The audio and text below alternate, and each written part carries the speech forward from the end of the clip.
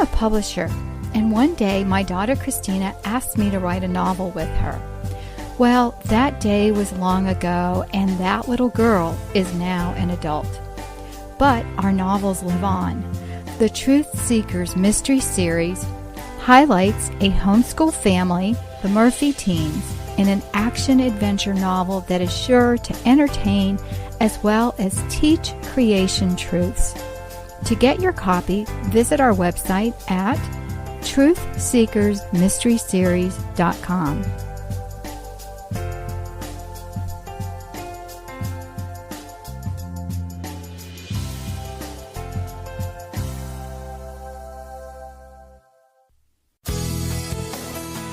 This is a production of the Ultimate Homeschool Radio Network.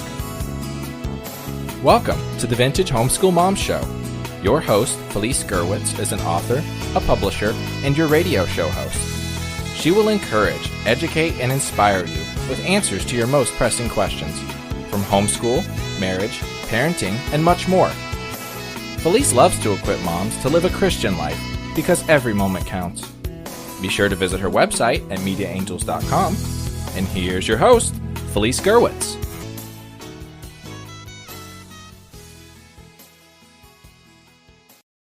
Today we will tackle the topic of keys to a happy marriage. I know that each of us has our own ideas of what makes us happy, but when you put two people in one home, all bets are off. Today I'm going to deal with some insights and mistakes couples make in their quest for happily ever after. My name is Felice Gerwitz, and I am the host of Vintage Homeschool Moms. You can find today's show notes at vintagehomeschoolmoms.com.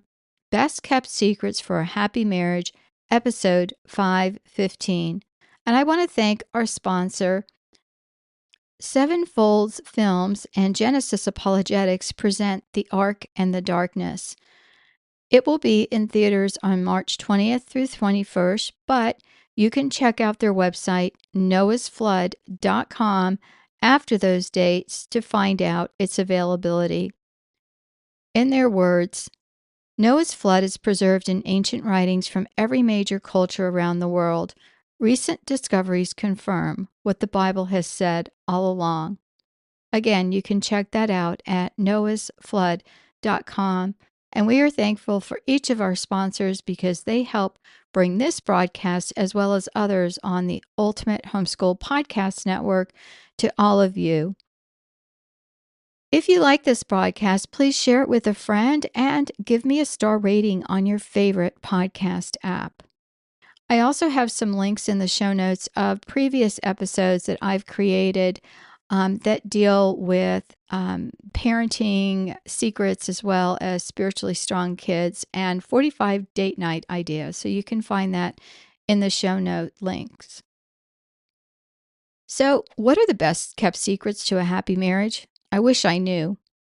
I'm just kidding. I've been married to my husband, Jeff, since 1979, and we have had our shares of ups and downs. Surgeries, childbirth, financial problems, and at times our faith was severely tested. My husband has gone through 7 surgeries, and many were in the midst of homeschooling, having children, and working, and just trying to keep things going, even if all I wanted to do was crawl back into bed. We struggled with homeschooling at times and even just focusing on the basics, let alone our faith and what was important in keeping our relationship alive.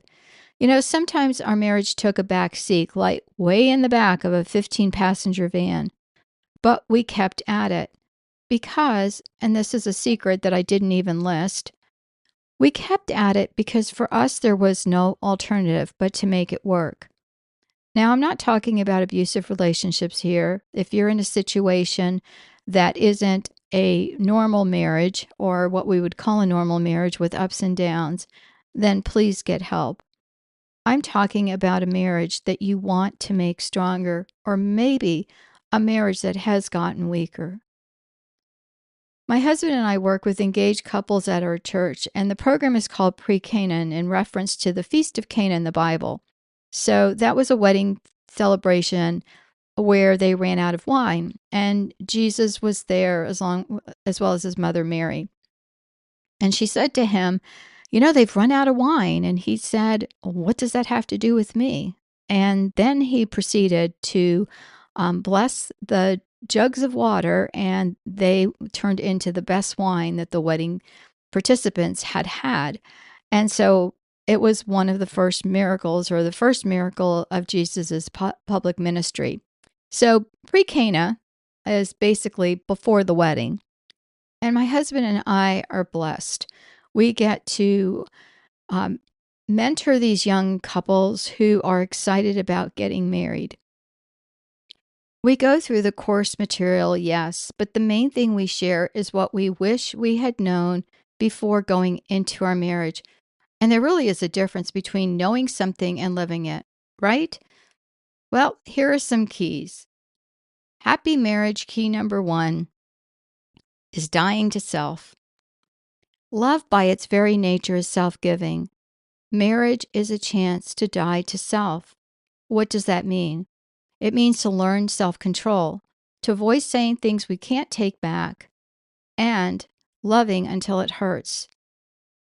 Marriage means praying daily, not only for ourselves, but for our spouse and for our family. Marriages are under attack today, and the statistics of divorce are horrible, no matter what your faith. The Pew Research on Marriage from 2014, which was the most recent data I could find, has a link that shows the statistics. And like I said, they're not good. Dying to self is not easy. It means putting aside our wants and needs to serve others. This is only by the grace of God, not something we can do on our own. I had to pray often for the grace to do this, and I was often unsuccessful. This is the opposite of everything you're going to see on social media, when your friends are posting all their fun vacations and you're changing your 10th diaper for the day. You're thinking, oh yes, let me just die to self. Of course, we don't want to do that, or we don't feel like doing that. It's the opposite of what the commercials say or the beauty products tell us. Everything out there says, you deserve the best. You need to be pampered. That your marriage is disposable. If you don't like this one, just get another one. Or you shouldn't have babies. It will ruin your figure. Some may feel your spouse isn't worth it. I get it. Then I think of Mother Teresa, who by God's grace picked up a dying man from the gutter and gave him a dignified death. Not life, but death.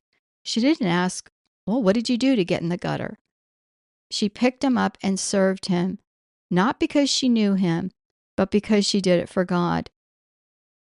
Each of us serves our spouse because we do it for God. So key 2 to a happy marriage is not 50-50. Each relationship is different. And many times I heard that marriage is 50-50, but nothing in marriage is equal. It's really a myth to say that it's 50-50. Very rarely do a couple work in sync together in all things. In my experience, I've only met 2 couples who I could say were pretty much 50-50. One couple was actually my parents. My mom and dad both worked together in business and leisure, and if one was in the kitchen, the other one was helping in some capacity, and so on. They were inseparable. Another couple was a family we knew from church, the Krulikases. They were American-born and Lithuanian descent. They too were very much in sync in their marriage and child-rearing and in life. But it is very rare. That doesn't mean you can't have a happy marriage if it's not 50-50. But for many of us, possibly you listening, marriage is more like 60-40 or 70-30, and at times it feels like we're pulling 100%. In marriage, things change. One spouse may have surgery, for example. My poor husband has had 7 of them in the span of our marriage. At times, I felt that I was pulling a heavy load. Yet it happens to many of us. When we do something over and above, praise God, thank Him for the opportunity to serve your spouse and be helpful. At one point, my husband never offered to help in the kitchen. Well, when our kids got older and left home, all of a sudden he's in the kitchen washing dishes or asking me how he could help. I had to wait many years for that to happen, but I feel blessed when he does do the dishes. It took child number 3 for him to change 1 diaper, and we have 5 of them. Yet it wasn't something I complained about or asked him to do. I just did it. Believe me, I am not a martyr. I dislike dishes and hate diapers. But I knew that he worked hard so I could stay at home. And this was my way of saying thank you. Of course, talk to your spouse if you want things to be more equitably split as far as chores or kids or whatever that is. But go into marriage with the idea that it's equitable gives us a false thought of what it's going to be. And then we're really disappointed when it doesn't work out the way we think it should be. Happy marriage key number 3 is proper communication. Another point that is so important is communication. You know, and I know, and I'm sure your spouse knows that communication is key. But do you know one of the best kept secrets? Communicating without getting angry and no character assassination is key. Character assassination is when we call the other person dumb or stupid or degrade them using other words. No one wants to be swore at or called stupid. It is all in how you phrase it. You can say, I'm upset with you right now and I can't talk about it, or I'm really hurt and what you did made me feel, and you go on. That's all perfectly acceptable. But talking out your feelings is key and realizing it's not all about us. That doesn't mean to say it's not all about you, because that's hurtful too if you say that. And in fact, I need to create another podcast on communicating with your spouse because it's so important. And it really is one of the main issues that people get upset with each other and then they can't forgive or move on. Happy marriage key number 4 is someone that loves you for you.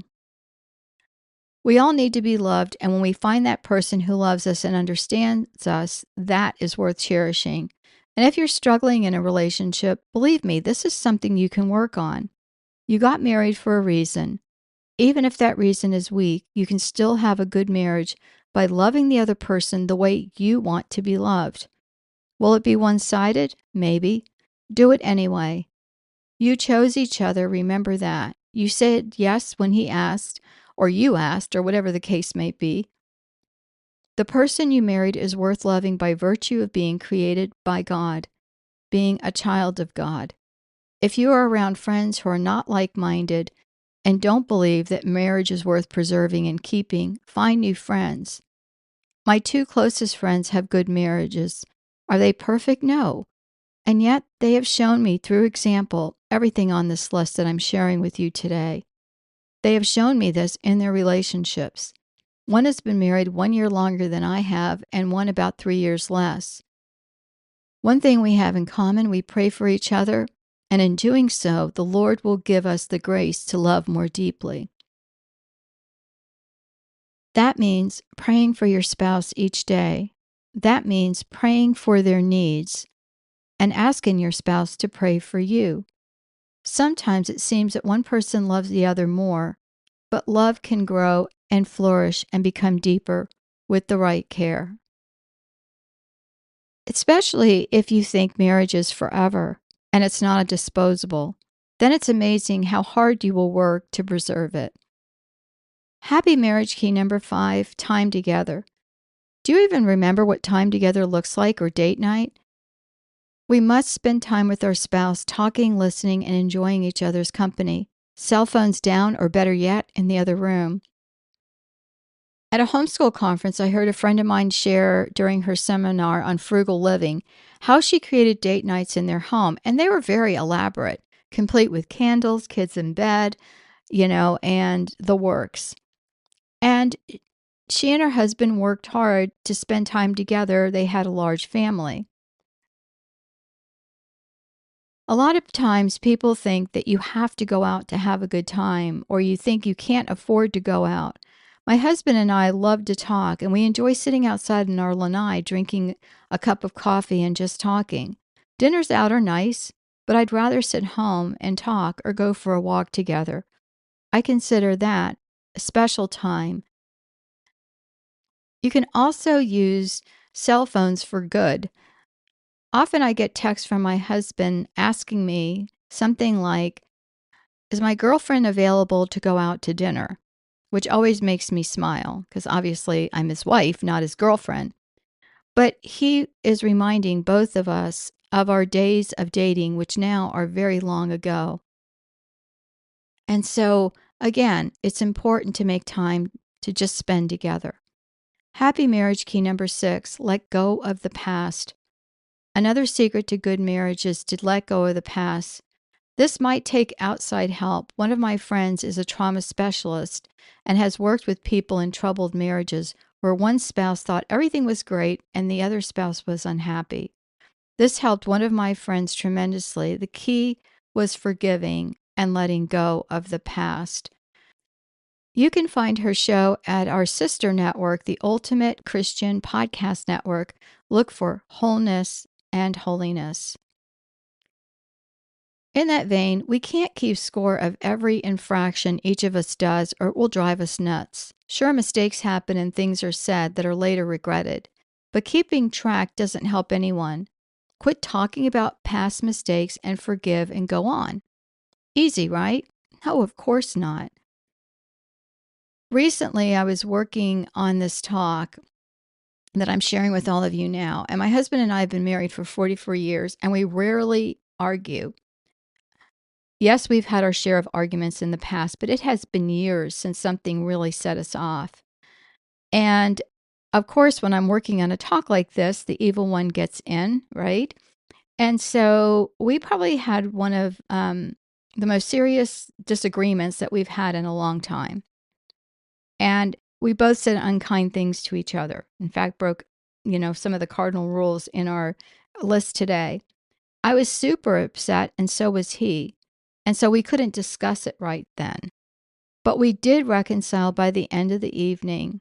He more than I, because I felt I was the wounded party. Have you ever felt like that?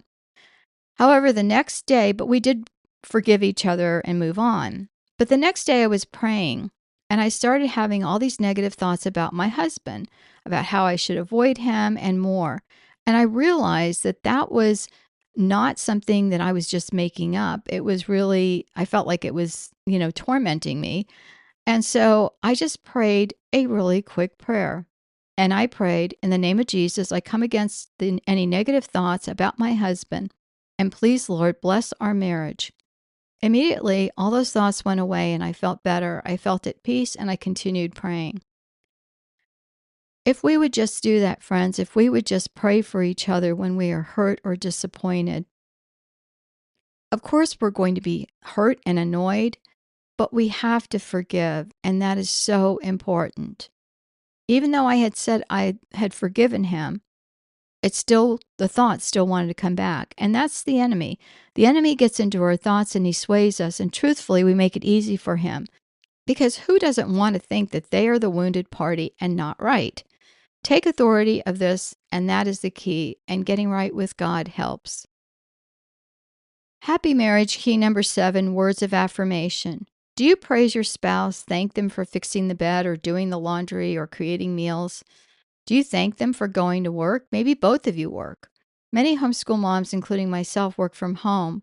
This should not be diminished. Oh my gosh, you stay at home all day, or all you do is homeschool, or worse, don't you feel guilty using your husband's money? Yes, that was told to me by a hairdresser when she learned I was a stay-at-home mom. Yes, I ended up going somewhere else the next time. But those things still hurt if people think what we do is not worth anything. We should praise each other because it's a wonderful way to affirm each other's worth, not only in our eyes, but in the eyes of God. And their abilities, no matter how big or how small, are important. We often ask our spouse to do something for us or the family, and this should be a request, not a demand.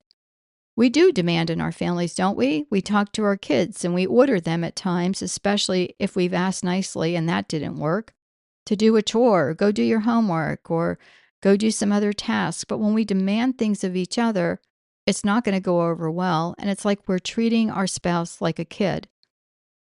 We should ask kindly and lovingly when we are asking each other for anything, and we should be encouraged and thankful when they do something, whether it's as well as we could do it. Just be thankful you're not having to do it. And I know for all you perfectionists out there, which thankfully I am not one, it's going to be very difficult. But sometimes it's just easier to walk away and let your spouse do whatever it is you asked without chiming in and being thankful. Again, all of this takes prayer and it takes the grace of God. It's not something we can do on our own. It does help to surround yourselves with like-minded friends. It does help to be in a good place with the Lord. I want to leave you with this thought. Love in a good marriage takes work. You know this. But the best kept marriage secrets will continue to be secrets because they're not popular. Please share this with a friend. I know no one wants to hear, well, die to self, or marriage takes work, or marriage is not 50-50. But is it worth it? Yes. Through the hardships, your love will become stronger, and through the pain, you will unite together. It happened in my marriage of 45 years this year. It takes time, work, and at times sacrifice. But friends, again, it is so worth it. I hope you enjoyed this broadcast of the best kept secrets for a happy marriage. This is episode 515. You can find the show notes at vintagehomeschoolmoms.com. Please share this episode with a friend. Take care, friends. God bless, and I will talk to you soon. Bye-bye. Thanks for tuning in to the Vintage Homeschool Moms Show. Visit Felice at MediaAngels.com and thevintagehomeschoolmoms.com. Vintage Homeschool Moms is a production of the Ultimate Homeschool Radio Network.